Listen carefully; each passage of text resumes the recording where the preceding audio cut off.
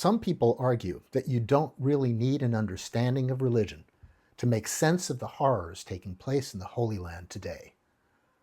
Instead, they see the state of Israel as a settler colonial project, driven by the same secular forces driving most global conflicts: a desire to control populations, natural resources, and strategic territory. At the other end of the spectrum are those who believe that we're living in the end times and see the hand of God at work. In the U.S., many evangelical Christian leaders preach that the modern state of Israel fulfills biblical prophecy. For them, standing with Israel means standing with God, and by doing so, they believe they're hastening the return of Jesus Christ. Both Jewish and Christian Zionists believe the Jews are eternally God's chosen people, and that the land was promised to them forever through Abraham. But what about the million Palestinians with ancient ties to the land, who lived there before the arrival of European Jews? That question has been answered with an increasingly brutal and systematic campaign of ethnic cleansing by the State of Israel, an inconvenient truth that's hard to reconcile with the core moral teachings of both faiths. And I haven't even touched on the destructive role played by Islamic leadership, or the leadership of the mainstream Baha'i world faith, who are under a violation of the covenant. That's another story for another time.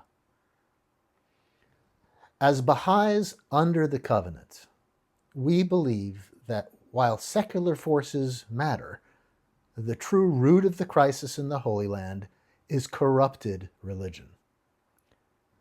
More specifically, a universally distorted interpretation of God's ancient promise to Abraham has been the key factor in driving the region toward calamity. For the 4,000 years since the revelation of the Abrahamic Covenant, its deeper meaning as a gradually unfolding prophetic seed planted for the eventual emergence of an enlightened planetary civilization has been clouded over by misinformation, disinformation, and downright lies. The only remedy is an authoritative education into the true message of the covenant, delivered by a divinely credentialed teacher. It's an inoculation against the religious malfeasance that has hijacked the soul of humanity throughout history. Today, a clear path has been revealed toward what the Hebrew prophets described as a kingdom of peace centered around the house of the Lord, what Jesus called the kingdom of God on earth, what Islam envisions as a future world filled with righteousness, and what Baha'is call the world order of Baha'u'llah. This path toward the kingdom is within reach.